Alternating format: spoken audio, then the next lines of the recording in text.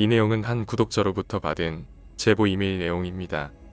제보자로부터 인터뷰 내용의 사용을 허락받았고 편의상 성우 목소리로 녹음했습니다. 이 제보자는 MC선화 채널의 라스베가스 이벤트 당첨자 중 한 팀이며 이번에 이슈가 된 시애틀과 한국 구독자들과는 별개의 또 다른 미국 아미팀임을 알려드립니다. 안녕하세요. 그냥 한여름밤에 꿈으로 덮고 지나려 했는데 우연히 고발 채널을 확인하고 글을 남기게 됐습니다. 미국 팀들도 결코 유쾌한 경험을 하지 못했다는 걸 그동안 침묵했었는데 진실은 알려줘야겠다고 생각했습니다. 다른 미국 참여자 중 한 분은 달라스에 사는 선화 씨의 미국 지인인 20대 초반의 백인 여대생이고 또 한 분은 휴스턴에 사시는 80대 중반의 할머니 그리고 모시고 온 60대 따님입니다. 50대 후반인 저까지 4명이 공연을 같이 보았습니다. 다른 분들의 상황은 배제하고 제가 겪었던 일들만 전하겠습니다. 이벤트 당첨됐다는 통보를 받았지만 라스베가스 공연이 일주일 앞으로 다가와도 연락이 없었습니다. 그분의 연락처도 없었기에 정말 라스베가스 공연을 가는 게 맞는지 이메일을 보냈지만 소통이 원활하지 않았고 계속 기다려야 했습니다. 공연이 며칠 안 남은 시점에 비행기 표를 어렵게 구했다고 보내왔는데 뉴욕에서 라스베가스를 3시간이면 가는데 8시간 30분에 걸쳐 원스톱을 해야 했고 공연 당일날 도착이라 아침 6시부터 공항에 나가 4시에 라스베가스에 도착해서 6시 공연을 봐야 하는 스케줄이었어요. 그리고 다음날 아침 10시 뉴욕행 비행기로 똑같은 경로로 돌아와야 하는 살인적인 일정이었습니다. 사정 얘기를 하고 차라리 나보고 비행기 표를 사라고 했으면 논스톱에 2, 3일 정도 라스베가스에서 여유있게 구경도 하고 놀다 올 텐데 어떤 계획도 일정도 미리 알려주지 않고 일방적으로 표를 사서 보냈습니다. 전 결국 무리한 일정을 강행할 수 없어 돌아오는 뉴욕행은 이틀 뒤에 오후 비행기로 올 수 있게 숙소와 비행기 표를 제가 다시 구매했습니다. 문제는 서로 알지도 못하는 후발팀인 미국팀은 당일날 공연장 입구에서 만나 인사만 겨우 했는데 선화 씨는 자기는 지난주에 공연을 봤으니 우리끼리 입장하라고 자기는 친구와 MGM 호텔에서 공연을 보겠다고 끝나면 연락하라고 하면서 떠났어요. 50대 후반인 저와 80대 노모를 모시고 온 60대 따님 등 나이든 3명과 같이 있어야 하는 20대 외국인 친구는 얼마나 낯설고 힘들었을까요?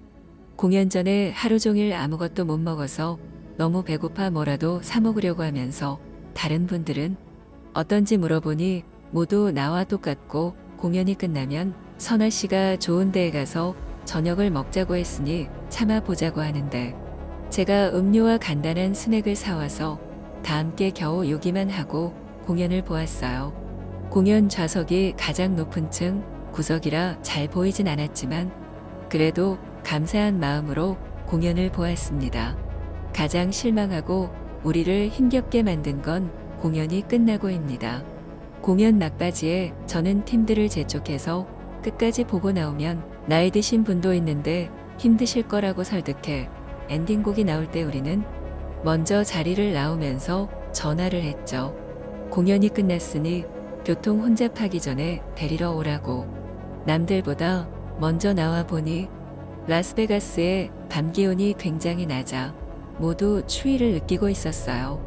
우리는 일부러 선화 씨가 픽업하기 쉽게 공연장에서 멀리 떨어진 곳까지 걸어가서 파킹장의 넓은 주유소에서 대기를 했죠. 춥고 배고픔에도 좋은 곳에 가서 밥을 먹을 생각에 참고 또 참고 선화 씨가 와야 이동할 수 있는 우리는 기다릴 수밖에 없었습니다.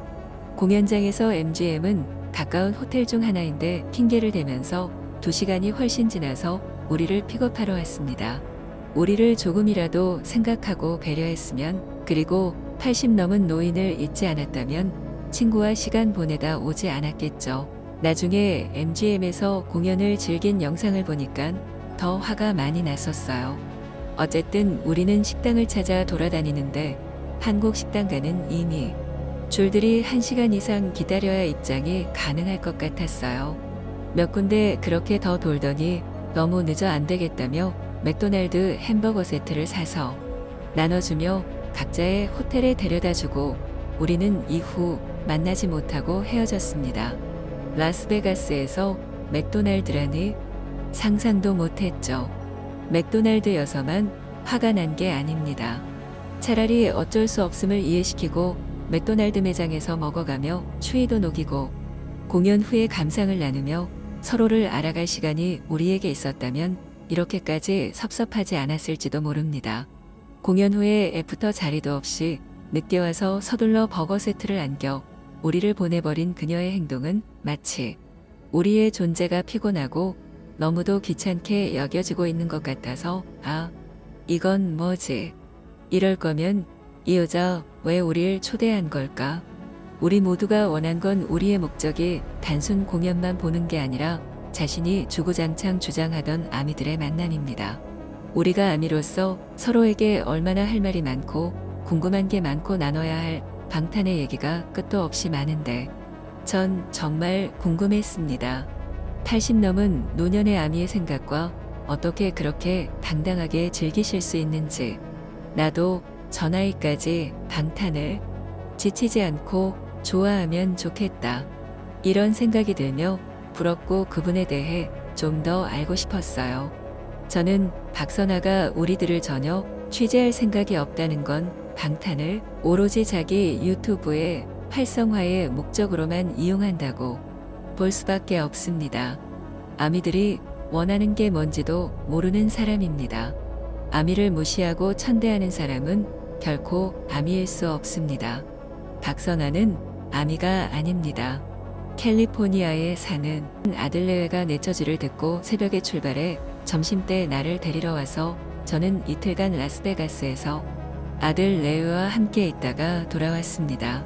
분명 스폰서님이 의도는 이런 식의 후원이 아니었을 텐데 방탄을 좋아하는 사람들이 만나서 방탄의 얘기를 나누고 방탄을 통한 우리의 행복감을 취재할 줄 알았는데 우리는 뭐였을까요?